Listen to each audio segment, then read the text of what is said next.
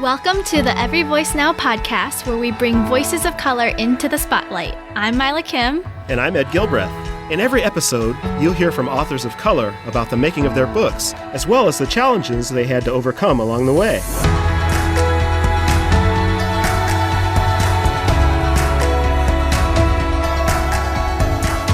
Hey there, Helen Lee. Ed Gilbreth, always a pleasure. I am so glad to be co-hosting with you today. Me as well. And we've got another great guest to share with our listeners today. Yes, I was so delighted that we had a chance to speak with Chloe Sun, author of our book Conspicuous in His Absence, Studies in the Song of Songs, and Esther, which is a fascinating read from our IVP academic line, and it examines a pretty deep question, which is, what are we to make of God in these two books of the Bible, which are very rarely studied together, and in both, God is not even mentioned?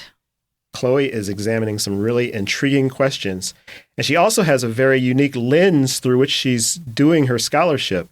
As someone who is originally from China, who became a Christian here in the U.S., and who now teaches and specializes in biblical studies at Logos Evangelical Seminary in Los Angeles. Yeah, I really loved hearing about how she's so intentionally thought about her place and her voice in a field where there aren't many women present, not to mention women with her particular Asian cultural lens. And she had pretty good insights and suggestions about writing as well. So our listeners will have a chance to look forward to those tips too. Well, let's not delay any longer then. We hope you all enjoy this week's show.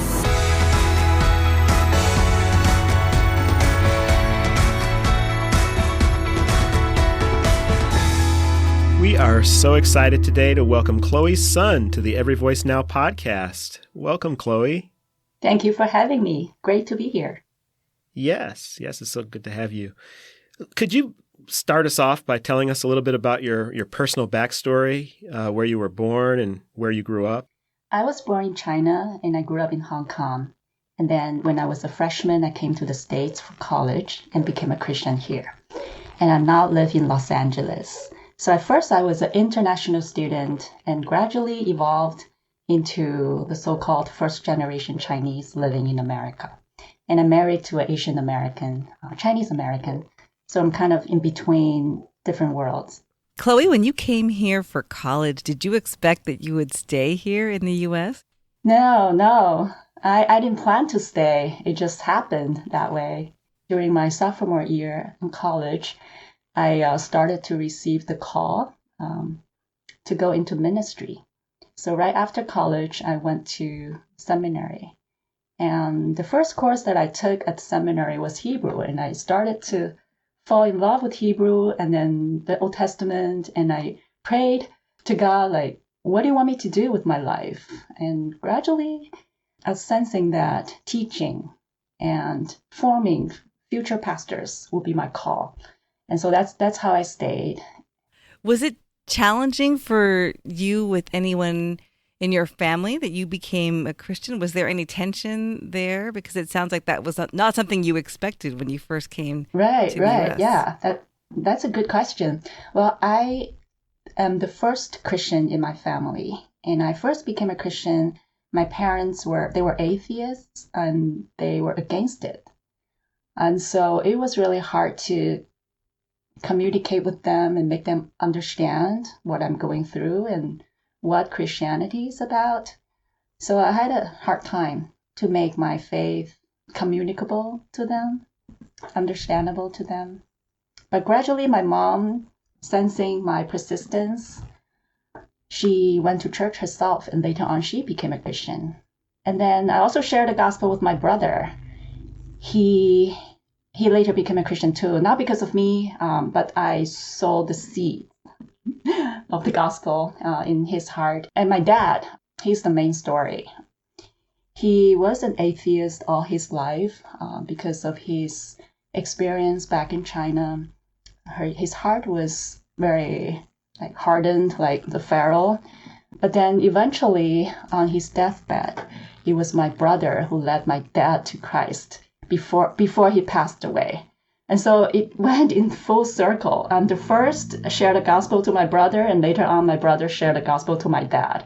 So my whole family became Christian. Oh, That's amazing. I don't think yet we've had a guest on the podcast that has had that kind of evangelistic story where they are like the first in their family and the gospel has moved through their whole family like that. So it's amazing. Yeah. It's powerful. It's amazing to hear. Yeah, God has done something great in my family. Oh, I love that story. That's incredible. I'd love to hear your insights or just any observations on what it is like to be Chinese living in China or Hong Kong in a less diverse setting versus being Chinese and living here in the U.S. Just anything that kind of comes to mind as being different or harder or easier about being Chinese descent here in the U.S. versus what you experienced in China. Within the Chinese community, there is diversity as well, because Chinese itself, from the Chinese from China, the Chinese from Hong Kong, the Chinese from Southeast Asia, they're all different. They speak different languages, they have different cultures and politics. But then coming in the U.S., it's even broader, widens this diversity.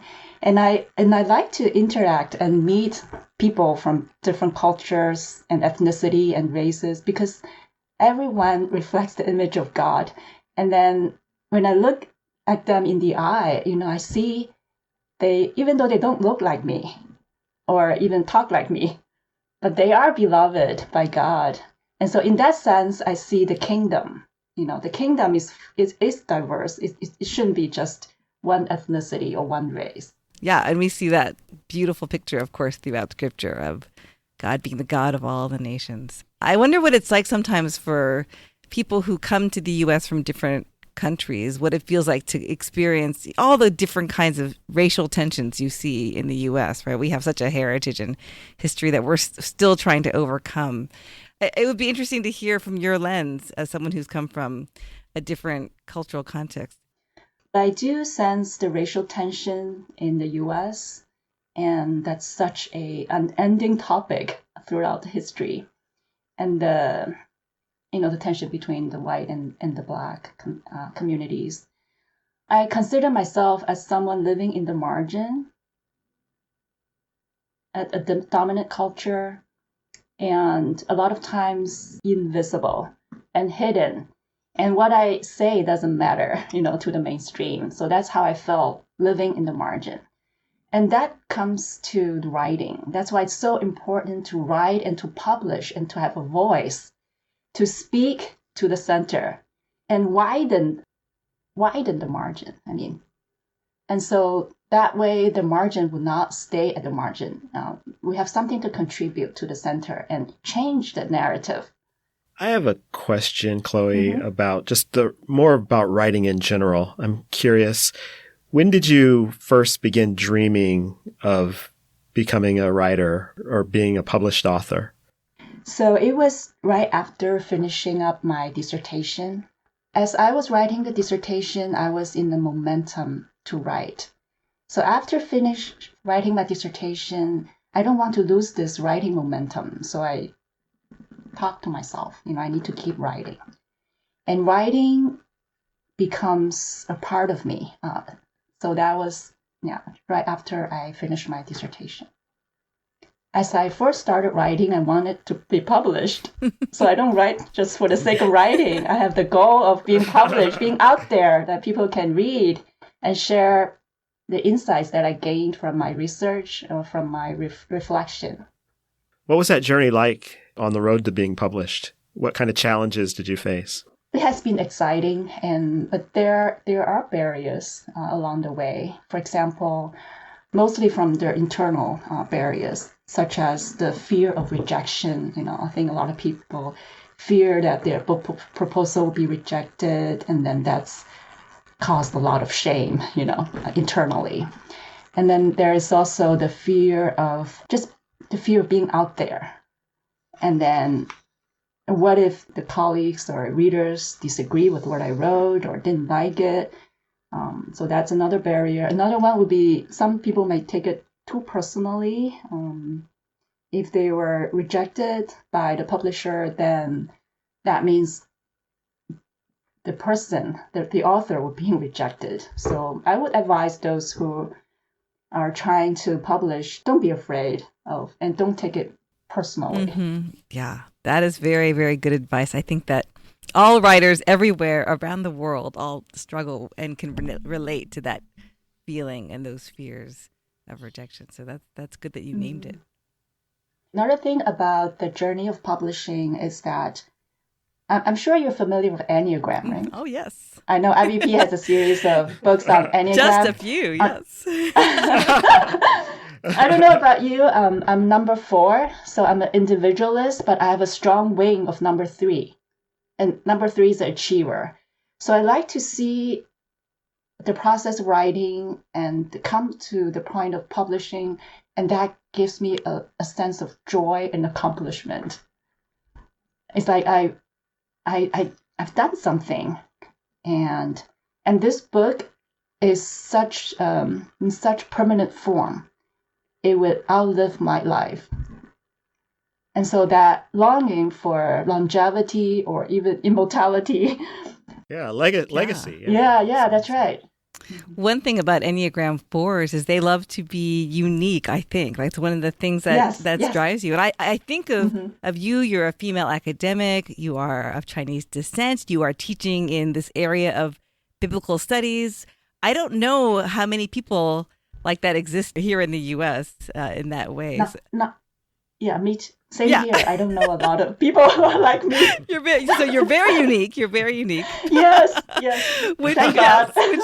So that probably is something that your Enneagram 4 appreciates. So I'd love to just hear you even talk about that a little bit. Why is it important for someone who God has designed like you to be represented in the academy, in the marketplace of ideas and books? Like, what are you, Chloe Sun, bringing to the conversation that no one else can bring, particularly in your particular sphere in the academy?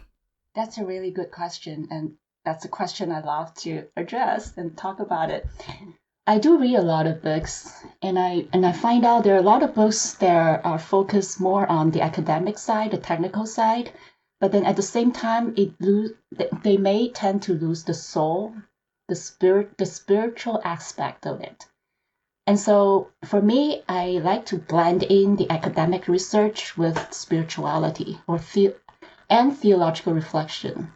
And I want my book to not just be intellectually or theologically sound, but also life-giving. I want people to feel something about God as they read my book, and to have that longing for God, to know God more as a result of reading my book. And also my ethnic background.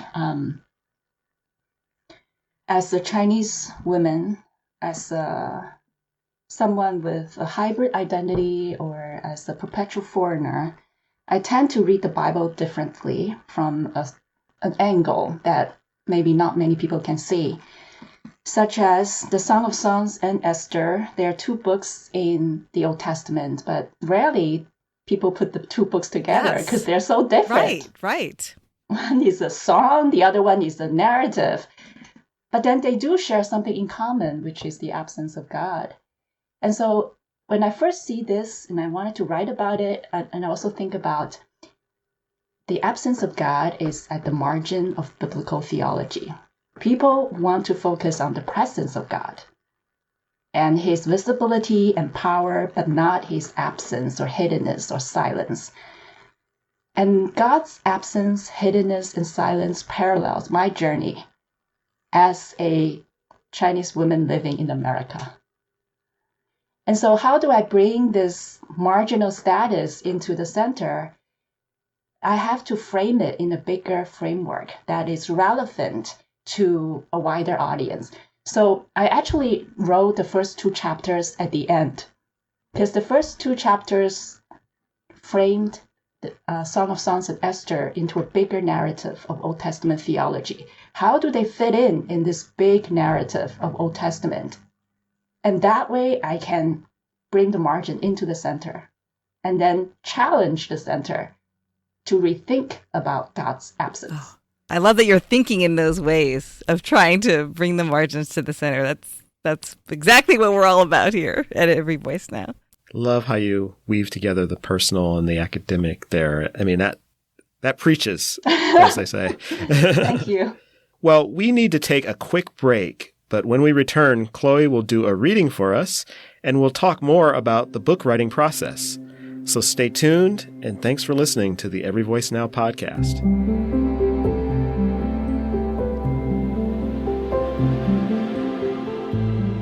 I'm Anna Mosley Gissing, one of the editors at IVP Academic. For nearly 75 years, IVP has been publishing books that serve the academy, the church, and the world. It's really important that we publish authors of color in our academic line because we want the university and the church to learn from and to benefit from their voices, their perspectives, their scholarship. IVP Academic features scholars such as Esau McCauley, Nancy Wong Yoon, Robert Chow Romero, Felicia Song, and many, many others. Visit ivpacademic.com for more information on our academic books and authors, and keep listening to get a discount on today's featured book.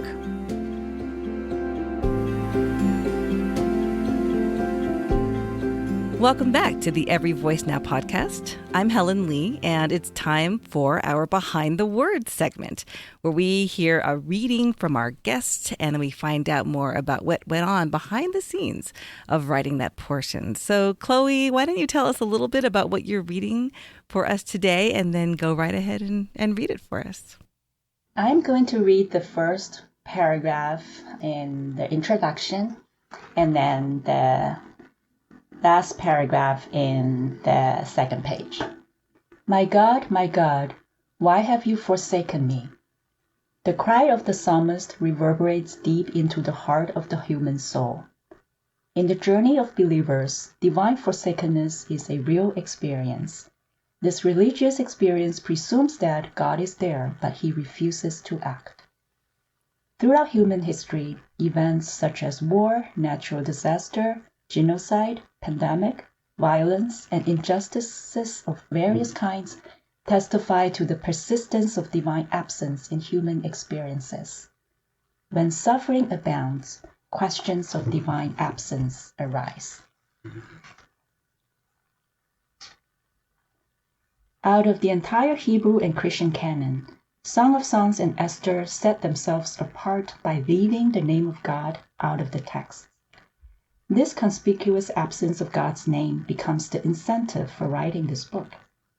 The goal for this book, then, is to examine, meditate, and reflect theologically on the Song of Songs and Esther in relation to the theology of absence, and inquire how these two books function in Old Testament theology. It attempts to address three main questions. 1. What is the nature of God as revealed in texts without his name? 2. How do we think of God when he is perceived to be absent? And 3. What should we do when God is silent or hidden?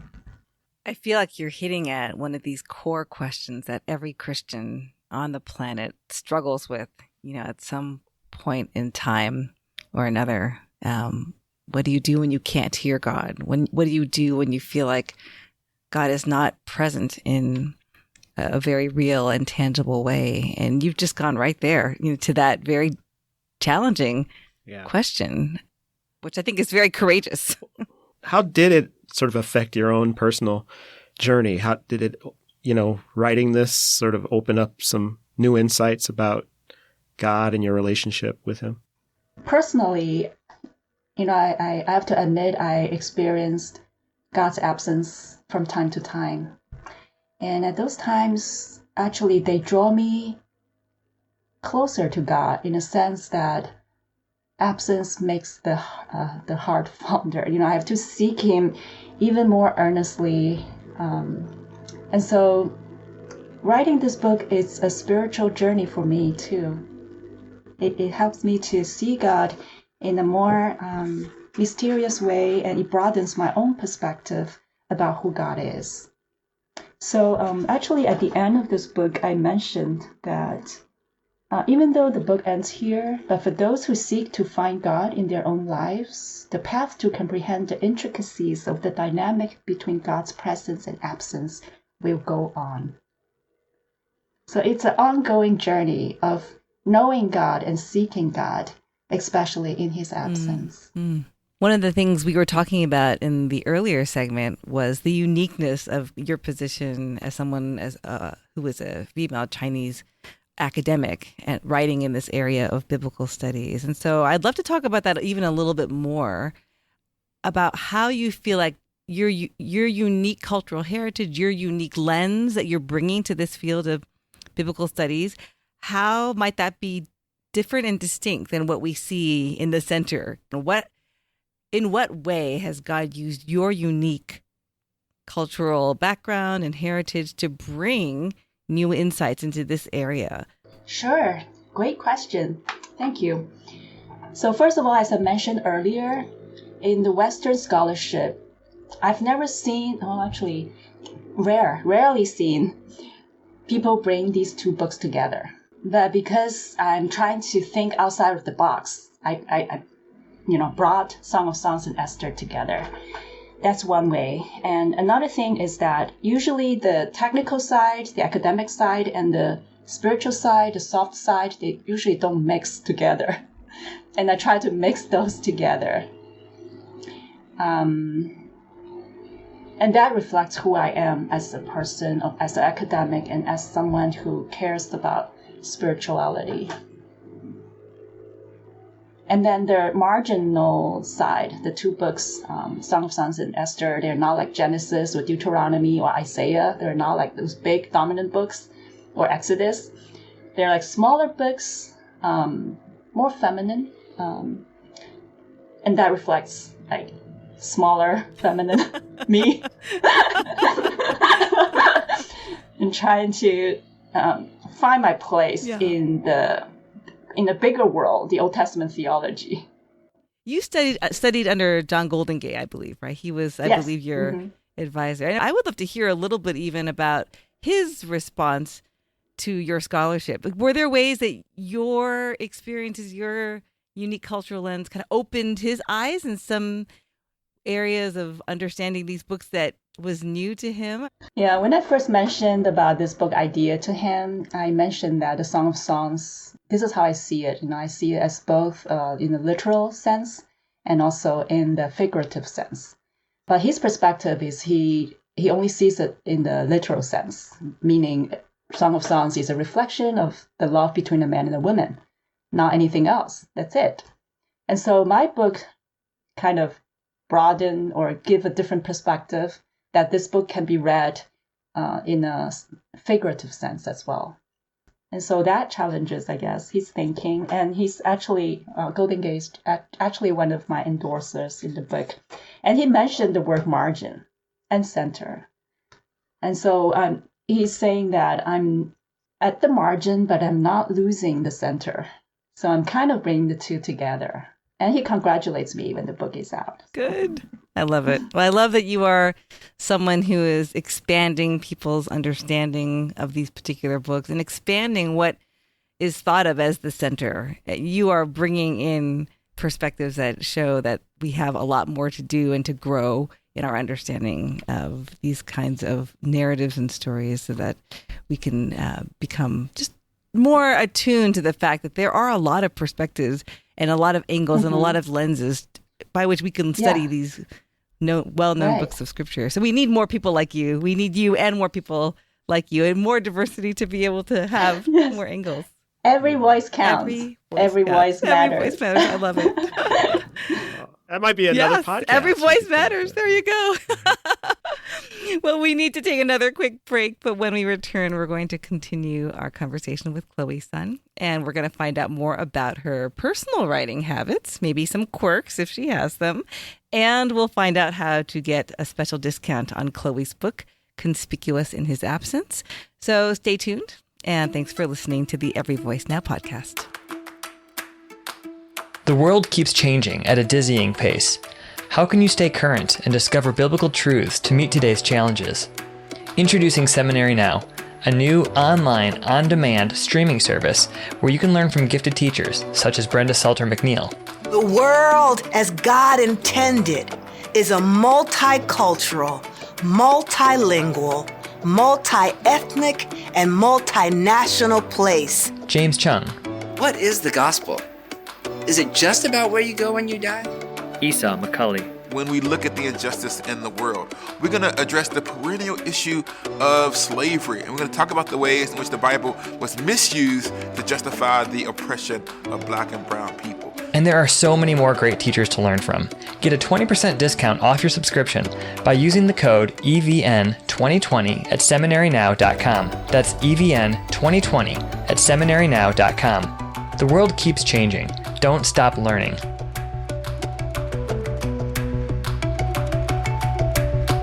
You're listening to the Every Voice Now podcast. I'm Ed Gilbreth.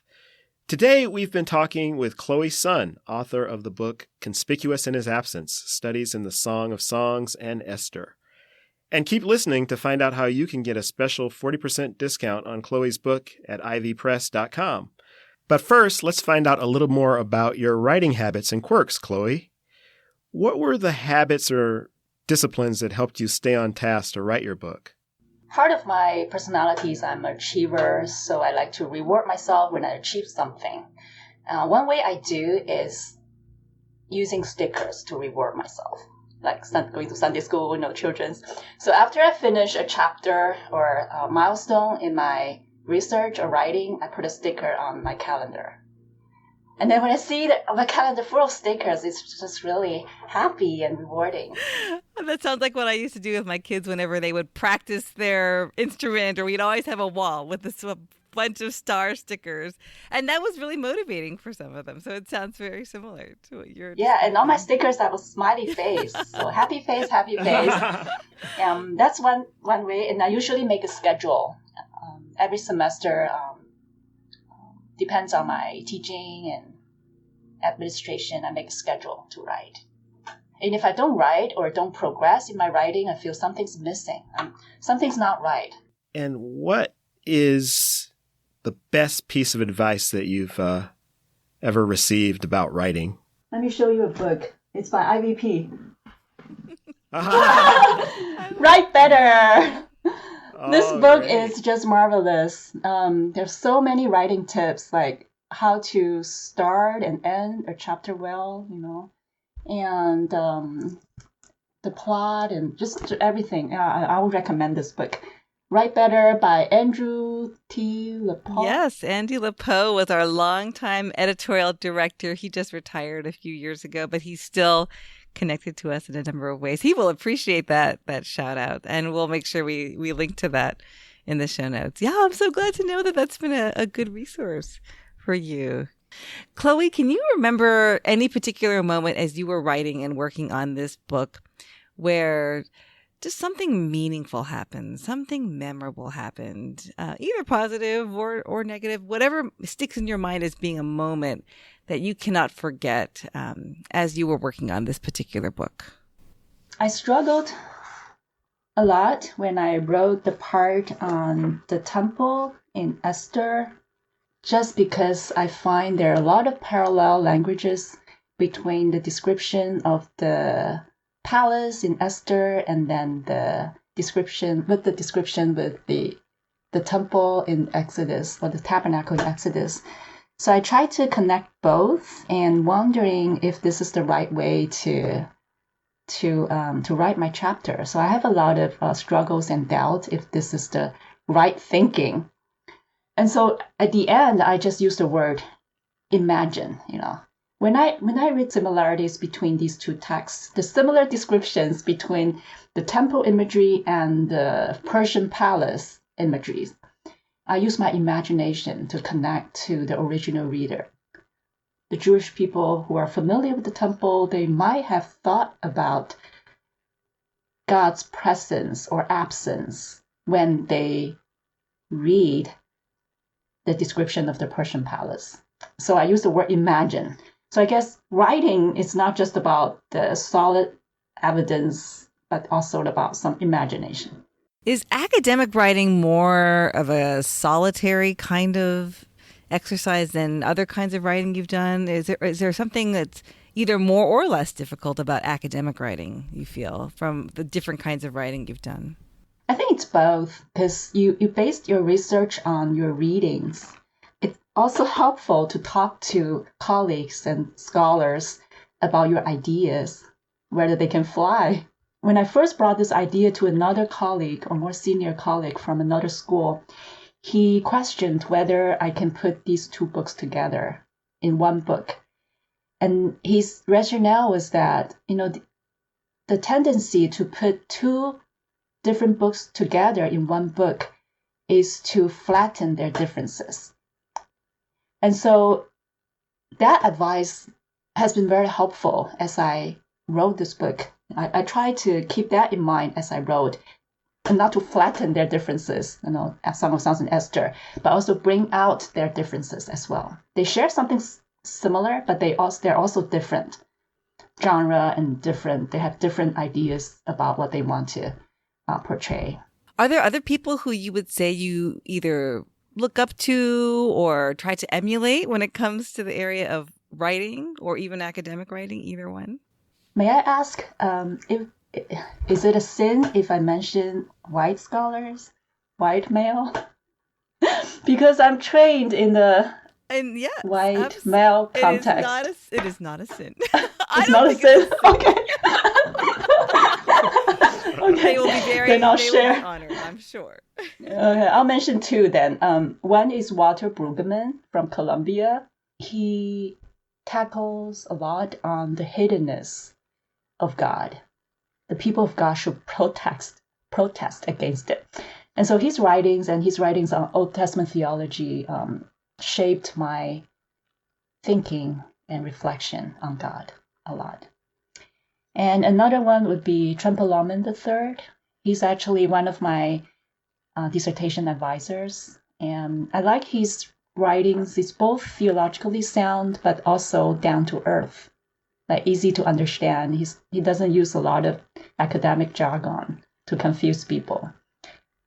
So I'll just mention two for now. I am sure that you will become like a person that people talk about and mention as someone who's really inspired them or who they try to emulate. So I think of you as kind of a groundbreaker. And so, yeah. Thank you. Yeah. Well, as we head to the end of our time together, I would love to hear what advice you might have for other academics who might think of themselves or see themselves as being on the margins, like we've been discussing today. Mm-hmm. And maybe what advice do you have for them as they seek to pursue writing and academic scholarship? Well, first of all, we have to look at ourselves, who we are as a person, as someone who are made by God, who are wired by God. And then we have to know ourselves and know our voice and what we can contribute to the academia and to the church. And then we have to be courageous enough to put ourselves out there, Make sure you have a voice and then put that voice out there. And then don't give up on publishing and writing. Just keep trying. That's wonderful. Well, Chloe, we've come to the end of our time, but before we go, we want to give you an opportunity to share with our listeners about any special projects you have going on right now and how people can best reach you too. Okay, I love this question. I always love people ask me, what are you working on? Because I'm always working on something. Okay, right now I'm writing on a commentary on the book of Exodus. It's in the series of Asia Bible Commentary. So I'm writing from the perspective of Chinese diaspora. And how you can reach me, I have a website, chloesunphd.com. Wonderful. Thank you, Chloe. And it has been great to have you on the show today. Yeah, I enjoy our conversations. Great to be here. And now we want to share with you all that you can find Chloe's book, Conspicuous in His Absence, at ivpress.com. And if you use the code EVN40, you can get 40% off and free U.S. shipping. So visit the IVP site today to get a great deal on Chloe's book.